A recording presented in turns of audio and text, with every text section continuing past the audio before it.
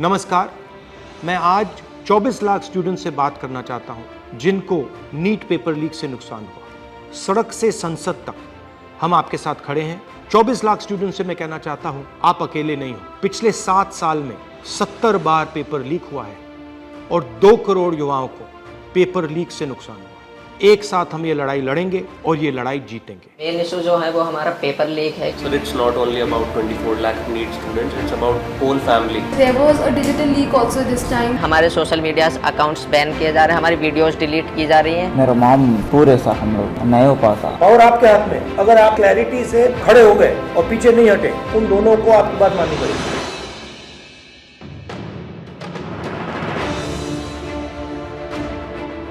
So we all have come here to talk about NEET exam. We all gave NEET 2024 exam. And most of us are 620 plus above who are sitting in this room. Last year 610 was the cutoff. बाकी cutoff 657 पहुंच गई है। 630 जो benchmark होता है एक respectable score का, उसमें देखो कंपटीशन तो बढ़ता है। तो जो इन्फ्लेशन रेट है वो 40% से सीधा 400%। सर सिर्फ ये बोलना कि कंपटीशन बढ़ गया और पॉपुलेशन बढ़ गया, I don't think this justifies the statement. तो जितने भी सो कॉल टॉपर्स थे 720, 715 एंड 718, 709, उनके जो एक्चुअल मार्क्स थे probably they are below even 640. How does that happen? So maybe I feel that there are major 4 reasons. The first one is obviously paper leak. Second was that there was a digital leak also this time, like on Telegram channels, or majorly there were other platforms as well.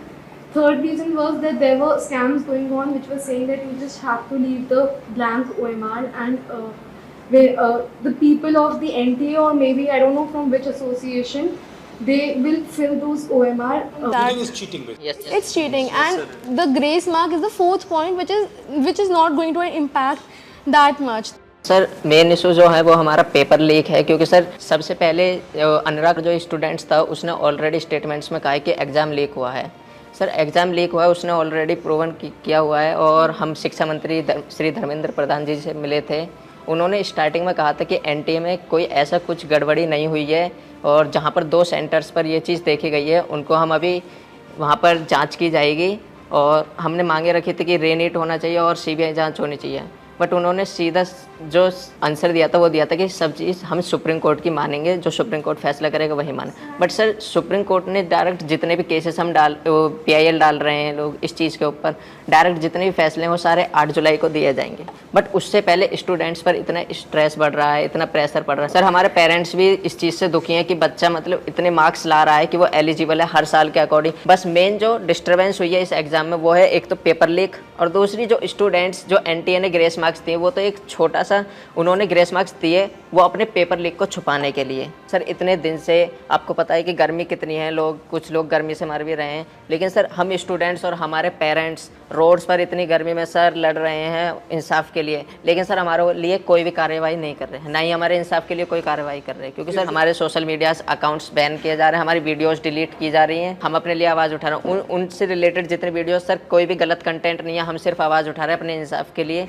उसमें sir हमारे जो social media account है या YouTube account है उनको delete किया जा रहा है, बंद किया जा रहा है। 1 day of the whole year, तो वो हमारा दिन डिसाइड करेगा कि हम डॉक्टर बन रहे हैं कि नहीं। मेरा पापा नहीं है सर, डैड नहीं है, मर गया। तो मेरा मम्मी अकेली है सर। मैं 2 साल ड्रॉप लिया सर।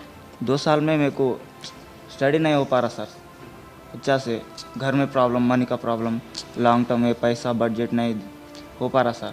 ऐसा मैं सोच के मेरा माइंड भी अब ये भी लोड हो रहा सर, मेरा ब्रेन भी।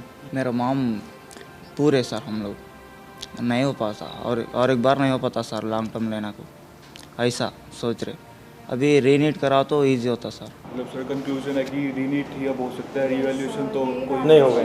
नहीं तो अगर हम आपके लिए 2-3 चीज़ें कर सकें, सरकार के पर प्रेशर डाल पाए, तो हमें किस चीज़ों पे बोलना चाहिए? सर सबसे पहले तो रीनीट जैसा conclusion रीनीट। Yes sir. Sir second NTA agency जो है वो एग्जाम्स ना ही कंडक्ट कराए, अगर वो नहीं करवा पा रहे हैं, एक्नॉलेज करे कि हम नहीं मैनेज कर पा रहे हैं। NTA as a concept is a failure. Yes yes sir NTA पे हमारा किसी का ट्रस्ट नहीं है NTA पे इस टाइम। फर्स्ट पॉइंट री exam, second point NTA is ना कराएं, थर्ड पॉइंट एजुकेशन सिस्टम पे फोकस करें और काउंसलिंग सर से 4 पॉइंट ये कि जो बेसिकली जो ब्लाइंड स्पॉट्स हैं, जैसे कि टेलीग्राम पर पेपर लीक होना, ऑनलाइन पेपर लीक होना, इसके ऊपर भी एक इंक्वायरी होनी चाहिए। Sir, it's not only about 24 lakh NEET students, it's about whole family. फिर सर जो बोर्ड्स का प्रेशर, फिर नीट में परफॉर्म करने का प्रेशर, तो सर बहुत सारे लोग तो मेडिकल ही नहीं लेंगे इस चक्कर में कि सर ऐसे क्वालिटी डॉक्टर्स बनेंगे जिनकी क्वालिटी कुछ नहीं है, जो ऐसे ग्रेसिंग मार्किंग करके अंदर गए हैं,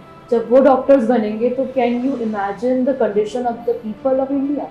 आपको क्या लगेगा, आप अगर कोई ऑपरेशन करवाने जाएगा, क्या वो वापस लौट के आ पाएगा? हमारे पास इतने सारे केसेस होते हैं, मतलब हमारे मतलब नोन में कि भाई किसी को और का पेशेंट उसका स्टंट डालना है, उसका इंटेस्टाइन निकलवा दिया, उसका किडनी निकलवा दिया।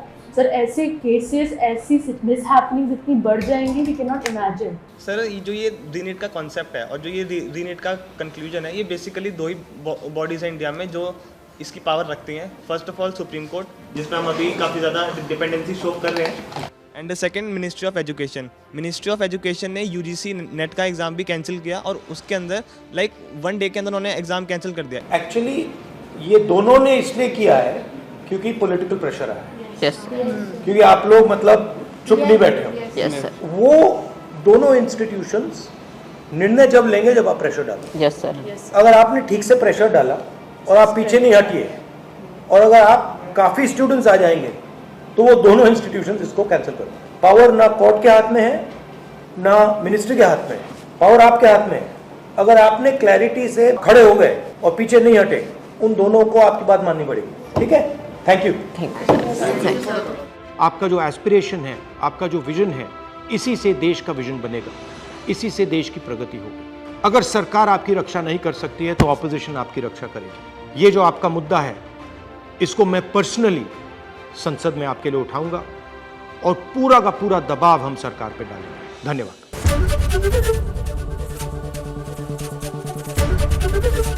एबीपी गंगा, खबर आपकी, जुबान आपकी।